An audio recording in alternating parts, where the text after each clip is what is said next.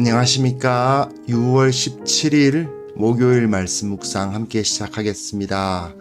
오늘도 주님께서 우리를 사랑하시고 우리를 붙들어 주신다는 사실을 확신하면서 말씀 가운데 주님을 만나시는 그런 시간이 되셨으면 좋겠습니다. 오늘 본문은 예레미야 18장 1절에서부터 12절까지 말씀입니다. 어제까지의 말씀에서 또 조금 주제가 변화되고 있는데요. 이 말씀을 통해서 하나님께서 우리의 인생에 대해서 어떤 계획을 갖고 계신가에 대해서도 한번 생각해 보시고, 그리고 우리가 섬기는 교회가 어떻게 세워져야 될 것인가를 한번 생각해 보는 시간이 되었으면 좋겠습니다. 그러면 함께 말씀을 보겠습니다.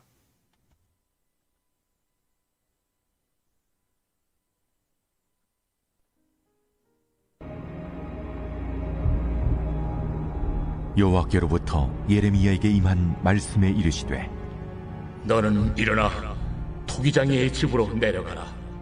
내가 거기에서 내 말을 네게 들려주리라.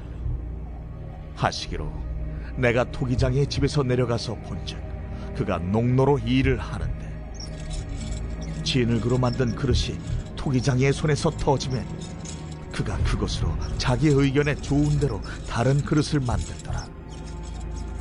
그때에 여호와의 말씀이 내게 임하니라. 이르시되, 여호와의 말씀이니라. 이스라엘 족속아, 이 토기장이가 하는 것 같이 내가 능히 너에게 행하지 못하겠느냐? 이스라엘 족속아, 진흙이 토기장이의 손에 있음같이 너희가 내 손에 있느니라.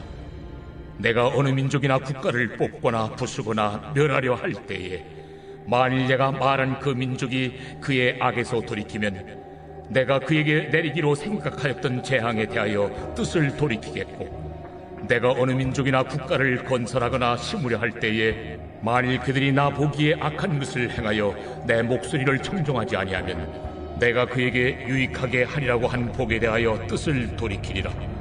그러므로 이제 너는 유다 사람들과 예루살렘 주민들에게 말하여 이르기를, 여호와의 말씀에, 보라, 내가 너희에게 재앙을 내리며 계책을 세워 너희를 치려 하노니 너희는 각기 악한 길에서 돌이키며 너희의 길과 행위를 아름답게 하라 하셨다 하라.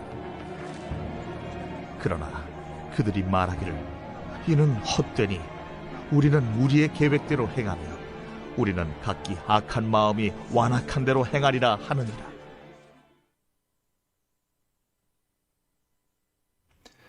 네, 이제 예레미야가 계속해서 이 선지자가 고난을 당하면서 이 선지자의 고난은 곧 심판의 확정이지요. 선지자가 고난을 당한다. 이것은 하나님께서 보내신 선지자, 하나님 나라의 대사인 선지자를 저들이 핍박한다. 그건 곧 그들이 하나님과 원수가 된다는 의미가 됩니다. 우리나라 사람들이, 우리나라 대통령이 아무리 미국 대사관에 있는 대사가 마음에 안 든다 하더라도 그 대사를 잡아 죽인다든지 체포한다든지 그랬다가는 큰일 납니다. 우리나라가 며칠 못 갑니다. 왜 그렇습니까? 그 거대한 나라가 보내온 대사를 우리나라가 그 사람에게 어떻게 잘못할 수가 없지요. 마찬가지로 선지자는 하나님께서 이 땅의 나라에게 보내신 대사입니다. 그 대사에게 잘못하면은 이제 큰일 나는 거예요. 끝나는 겁니다. 근데 이 선지자가 고난을 당합니다. 그러니 어떻습니까? 결국 하나님의 심판은 확정되어 버렸다 하는 이야기가 여기 나오면서 이제 17장부터 20장까지는 이 심판을 피할 수가 없게 되었다는 이야기를 해요. 근데 그 가운데에서도 이제 죄의 본질이 뭐냐 하면은 교만이다, 이거 교만. 저 사람들이 왜 심판을 당할 수밖에 없느냐? 저들이 자기 힘을 의지한다. 자기 힘을 의지하는 것의 대표적인 행위가 바로 우상숭배거든요. 자신의 손으로 만든 것을 이제 의지한단 말이에요. 그런데 그 우상 중에 뭐가 포함되어 있습니까? 성전. 어처구니 없지만 성전마저도 자신에게 그 자신들이 손으로 만든 우상으로서 저들이 받아들이고 그 성전이 있으니 우리를 지켜주실 거라는 식으로 생각을 했지요. 하지만 하나님께서는 그들을 완전히 벌하실 것입니다. 그리고 이들은 자기 힘을 의지한다는 차원으로 살다 보니 안식일을 지키지 않았던 모습을 볼 수 있습니다. 어제 본문이죠. 자기 힘으로 잘 살아야 되니까 자기 힘으로 이제 자기 인생을 끌고 나가야 되니까 안식일날 어떻게 쉬어요? 안식일이고 뭐고 무조건 열심히 일해야죠. 그러다 보니까 결국 하나님을 기억하지 못하고 계속해서 죄를 짓게 되더라 하는 것을 어제까지 본문에서 다루었습니다. 자, 그럼 오늘 본문에서는요. 오늘 본문과 내일 그러니까 계속돼서 18장 1절부터 19장 13절까지 내용을 보시면 이 토기장이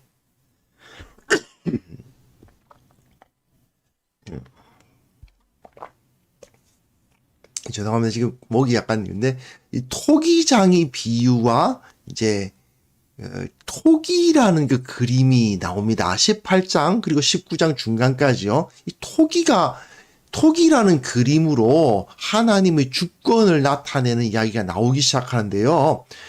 특히 오늘 본문과 내일 본문 이제 18장에서는요. 고통스러운 과정을 거치지만 하나님의 구원을 얻을 것이다 라는 메시지가 있고 19장으로 넘어가면 회복될 수 없는 완벽한 심판이 있으리라는 메시지가 주어집니다. 즉 어떤 사람은 고통스러운 과정을 겪지만 구원을 얻을 것이고 어떤 사람은 완전히 버려지게 될 것이다 하는 메시지가 여기서 제시가 됩니다. 물론 어느 쪽이 구원을 받고 어느 쪽이 버려질 것인가는 뻔하죠. 회개하고 주님께로 돌아가는 자들은 고통스러운 과정을 겪겠지만 그래도 구원을 받을 것이고 하나님 앞에 나아가지 않고 회개하지 않는 자들은 그냥 그 자리에서 그 고통 끝에 회복될 수 없는 영원한 심판에 처하게 될 것입니다.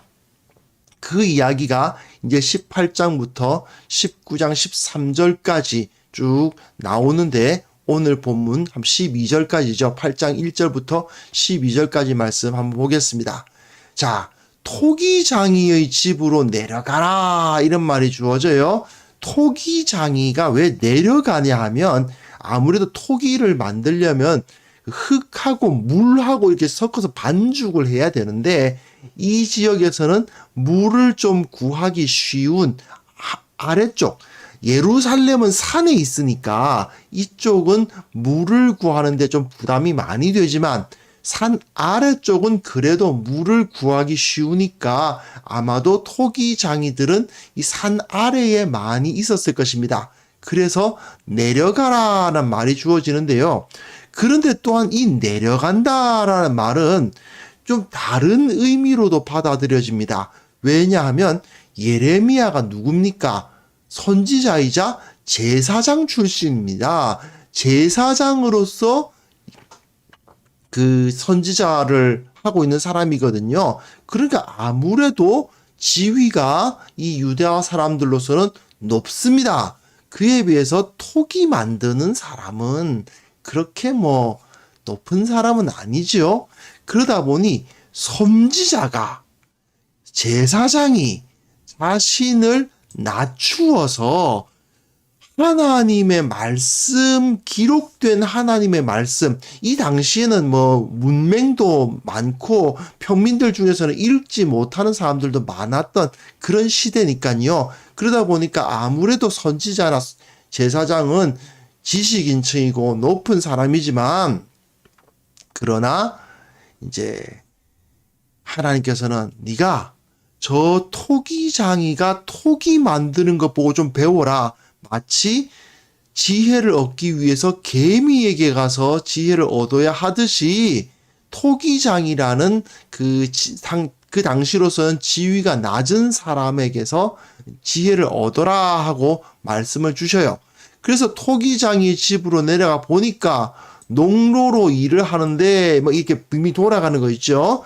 이 돌아가는 이 물레로 일을 하는데 예나 지금이나 또 거의 이 기술은 비슷한 거죠. 그런데 만지다 보면 실수를 해가지고 터지는 경우가 있습니다. 이렇게 만지다 팍 깨져버리는 수가 있잖아요. 그러면 어떻게 하냐면 그가 그것으로 자기 의견에 좋은 대로 다른 그릇을 만들더라. 처음에 이렇게 조금 목이 높은 이렇게 무슨 그 그릇 하나 만들려다가 아이고 실수했네?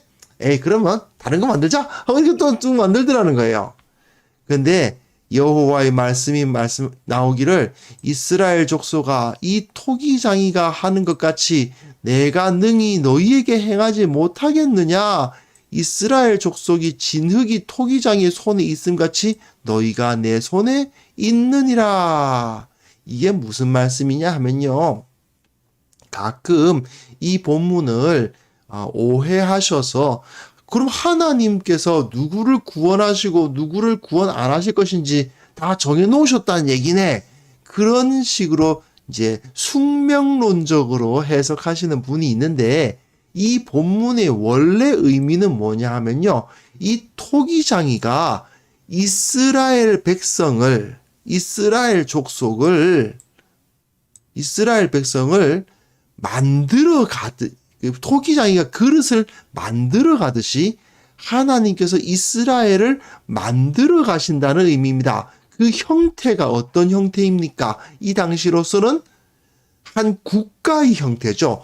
12지파의 연합체가 만들어져 있고 그 연합체가 한 덩어리를 이루면서 유다 족속, 다윗의 후예에서 왕이 나타나고 왕권과 각 지파의 각 지파가 가지고 있는 그런 혈족 공동체의 그 영향력이 함께 공존하는 하나의 그 국가로서의 이스라엘, 그것이 만들어져 가고 있었다는 겁니다. 그런데 그것이 얼씨구 턱 깨져 버렸어요. 아, 이게 제대로 안 되네. 그러면 하나님이 또 꼭 그 모양대로만 이스라엘을 만드셔야 될까요? 아니죠. 꼭 국가라는 이름으로 그 가나안 땅에만 딱 모아놓고 그 지역에 다윗의 후손에 의한 왕으로 그리고 그 12지파를 유지해서 이런 지역으로 있도록 지금까지 이스라엘이 있어 왔던 그 모습대로 유지되어야만 되느냐? 아니라는 얘기입니다. 이스라엘이 그 국가로서 그 자리에 있었지만 그것이 제대로 되지 않았다면 하나님께서는 다른 방법으로 이스라엘을 만드실 수 있다는 것이죠. 하나님은 다른 방식으로 자기 백성을 이끌어 가실 수 있지 않겠느냐. 그 말씀을 여기에 제시하고 있는 겁니다. 그러니까 내가 어느 민족이나 국가를 뽑거나 부수거나 멸하려 할 때에 만일 내가 말한 그 민족이 그의 악에서 돌이키면 내가 그에게 내리기로 생각했던 재앙에 대하여 뜻을 돌이키겠고 내가 어느 민족이나 국가를 건설하거나 시무리할 때에 만일 그들이 나보기에 악한 것을 행하여 그 목소리를 청종하지 아니하면 내가 그 유익하게 하리라고 한 복에 대해 뜻을 돌이키리라 이렇게 말씀을 하고 있는데요.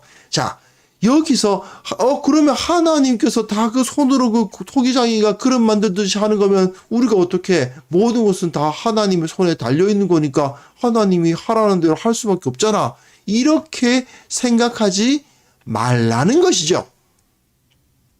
하나님은 이 이스라엘이 하다가 다시 마치 이게 그 토기장이가 이렇게 그릇을 막 물레를 돌려가지고 맹맹맹맹 돌려가지고 이렇게 만들어 가다가 에이 안 해. 확 뭉개버리고 다시 만드는 그걸 다시 막 뭉개버리고 다시 만드시는 것이 완전히 다 하나님 마음에만 달려 있느냐? 그게 아니라는 겁니다. 어떤 민족이 악에서 돌이키면 그에게로 내리기로 생각했던 재앙에 대해서 뜻을 돌이키신다는 거죠. 하나님께서 자기에게 순종하는 자들이 있는 그러한 나라는 그 나라의 형태를 그대로 유지해 주신다는 겁니다. 네가 그 자리에서 잘 살고 있으니 굳이 내가 잘하고 있는데 왜 굳이 그걸 바꿔요? 즉 하나님께서 말씀하시는 것은 그것입니다. 네가 그곳에서 원래 하던 대로 그리고 그 부름받은 대로 잘 감당하고 있으면 굳이 내가 그걸 망하게 하거나 굳이 그 형태를 바꾸거나 그 위치를 바꾸거나 할 필요가 없지. 그러면 너는 거기서 그냥 있던 대로 잘 하면 되는 거야.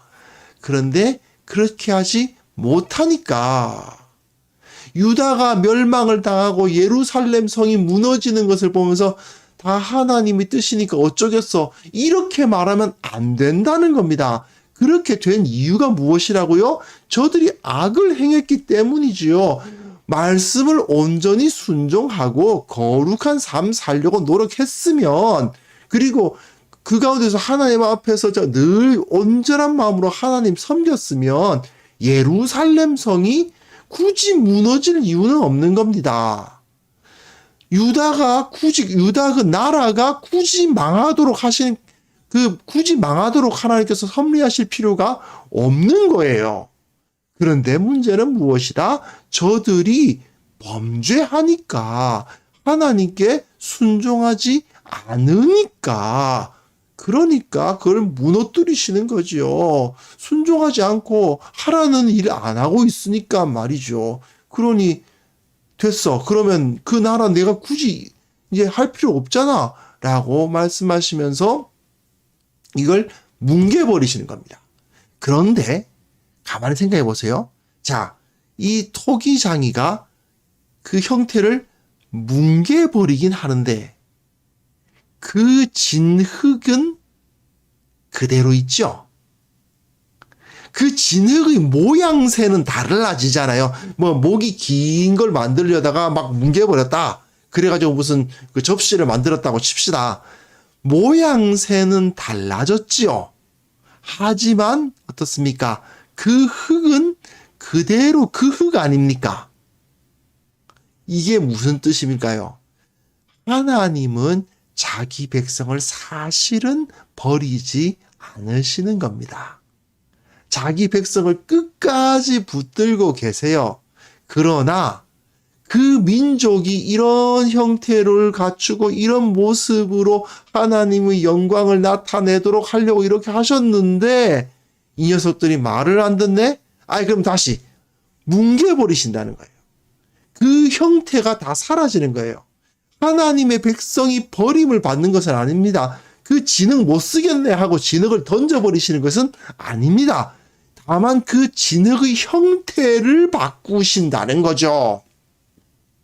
이게 바로 하나님께서 이 토기장이 비유를 통해서 우리에게 말씀하시는 바입니다.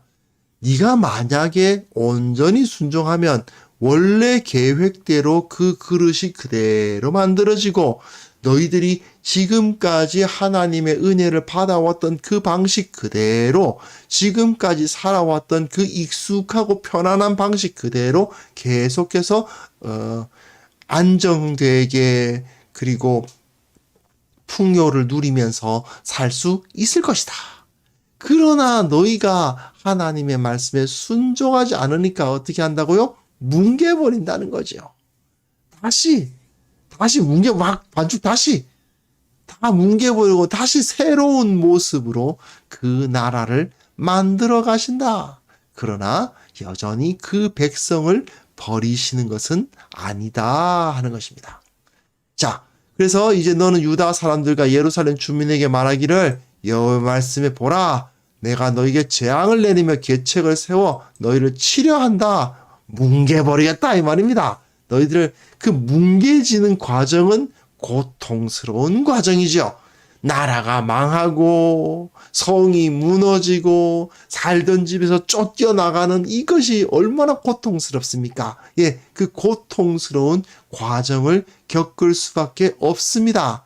하지만 그래도 하나님은 그것으로 다시 시작하실 거다라는 것을 메시지를 주고 있는 것인데, 이 말을 만약에 이들이 온전히 듣고 그 자리에서 회개했다면 어떨까요? 네. 그 너희의 길과 행위를 아름답게 했으면 그것이 큰 문제 없이 그 모양새가 유지가 되었겠지요. 하지만 그들이 말하기를 이는 헛되니 헛소리 하고 있네 이야기입니다.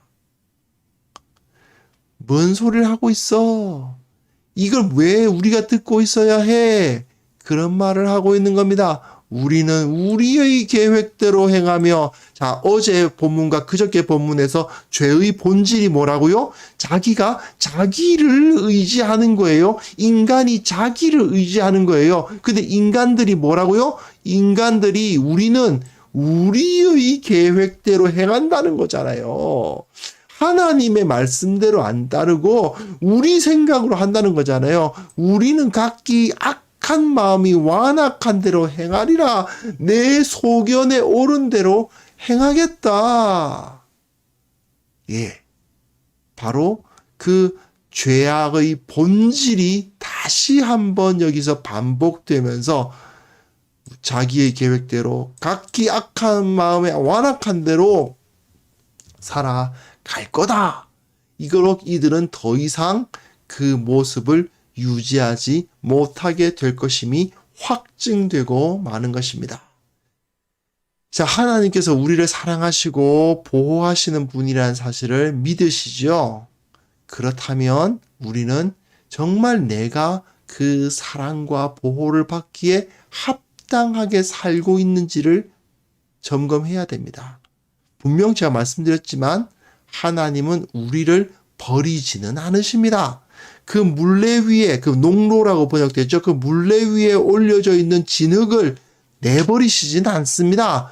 여전히 이 진흙으로 뭔가를 만드실 겁니다. 하지만 이 만들어 가다가 이게 말을 안 듣고 제대로 안 되면 어떻게 하신다고요? 토기장이가 그것을 다 뭉개버리듯이 진흙 다시 다루 뭉쳐가지고 막 다시 막 치고 해가지고 그 반죽을 다시 만들어버리듯이 우리도 하나님 보시기에 바른 모습으로 서지 못하면 그렇게 다시 처음으로 다 리셋, 다시 시작하고는 뭉개버리시는 일이 일어나지 말라는 법은 없는 것입니다. 어쩌면 하나님께서는 지금 이 한국교회에 수많은 그 대형 교회들이 있고 많은 사람들이 예수를 믿고 많은 사람들이 뭐 하나님 이야기를 하고 있는 이것을 우리가 순종하지 않으면 다 뭉개버리시고 다시 1885년, 1884년, 1885년 그 당시 선교사들이 처음 선교하던 그런 모습, 정말 거적대기 깔고 몰래 모여서 기도하는 그런 모습으로 우리를 돌이켜버리실지도 모릅니다. 물론 자기 백성을 버리시지는 않아요. 자기 백성을 자기 백성을 완전히 그냥 저 사탄의 먹이로 던지시지는 않을 거예요. 하지만 기왕이면 뭉개지지 않는 게 좋지요. 그렇지 않습니까? 이대로 이 모습을 그대로 유지할 수 있으면 더 좋지 않습니까? 우리가 회개하고 우리의 죄악을 바로잡고 주님 앞에 어떻게든 거룩하게 서려고 노력하면 지금 이 모습에서 조금씩 발전해 나가는 안정된 모습으로 발전해 나가는 그 길을 걸어갈 수 있을 것입니다. 하나님께서 주시는 은혜 가운데서 평탄하게 우리 교회와 그리고 내 삶이 유지되어 갈 수 있을 것입니다.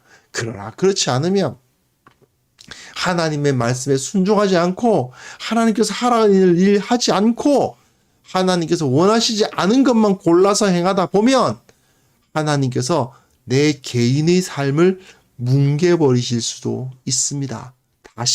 처음부터 다시 이렇게 말씀하실 수도 있어요. 이 교회의 이 영광을, 이 교회의 교세를 뭉개버리실 수도 있습니다. 다시 시작해보자. 한국 교회 다시 한번 만들어보자 라고 말씀하실지도 모릅니다. 혹시 우리 가운데 회개해야지 않은 죄악이 있지는 않습니까? 혹시 우리 가운데 하나님을 멀리하고 있는 마음은 없습니까? 이 시간 함께 기도하시면서 하나님께서 나의 인생을 주도하고 계시고 하나님께서 내 인생의 주인이심을 인정하는데 주님께서 나를 이끌어 가신다는 것을 온전히 감사하면서 살아가게 하시고 그리고 죄악, 나의 모든 어려운 것들 그런 것들 다 주님 앞에 내어놓게 하시고 힘들고 어려운 길이라 하더라도 감사하고 순종하는 자가 되게 하시며 언제나 회개하는 삶을 살아가게 하옵소서. 함께 기도하는 시간 가졌으면 좋겠습니다. 기도합시다.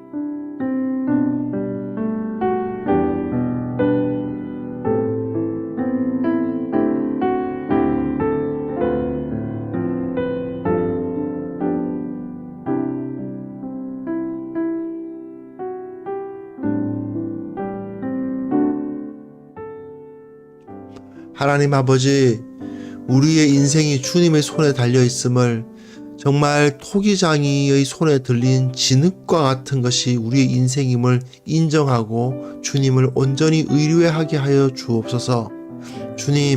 주님께서 원하셨던 그 모습대로 우리가 순종함으로 말미암아 다시 처음으로 돌아가고 다시 반죽이 시작되는 일을 겪지 않도록 도와주시고 언제나 감사하며 즐거워하며 기뻐하며 주님을 높이며 걸어가는 자들 되게 하여 주옵소서.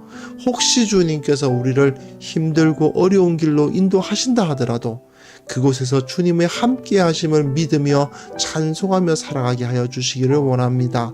주님, 여러 가지 이 사회에서 어려운 일들이 있고 또 교회가 새로운 모습으로 이 사회 가운데 나타나야 하는 것을 보게 됩니다. 주님, 이 교회가 새로운 국면으로 접어들 때마다 지혜롭게 잘 대처할 수 있도록 도와주시고 하나님의 인도하심을 온전히 누릴 수 있도록 도와주옵소서. 특별히 한국 교회가 이제 변화되어야 되겠습니다. 세상이 변화됨에 따라서 우리는 더욱더 주님께 가까이 나아가는 모습으로 변화되어야 되겠습니다. 성도들에게 회개의 영을 불어넣어 주시고 모든 죄를 토설하게 하시고 용서받게 하시고 새로운 모습으로 주님을 섬기고 또한 주님께서 원하셨던 그 길을 꾸준히 걸어갈 수 있는 그런 신앙인으로 다 삼아 주옵소서. 아버지, 오늘도 주님께서 나를 인도하시고 주님께서 우리와 함께 하신다는 사실을 체험하는 하루가 되기를 원합니다. 주께서 주시는 은혜를 충만히 누리고 그래서 기뻐하고 감사하며 행복해하며 오늘 하루를 보내는 우리 모두가 될 수 있도록 도와주옵소서. 예수 그리스도의 이름으로 기도합니다. 아멘.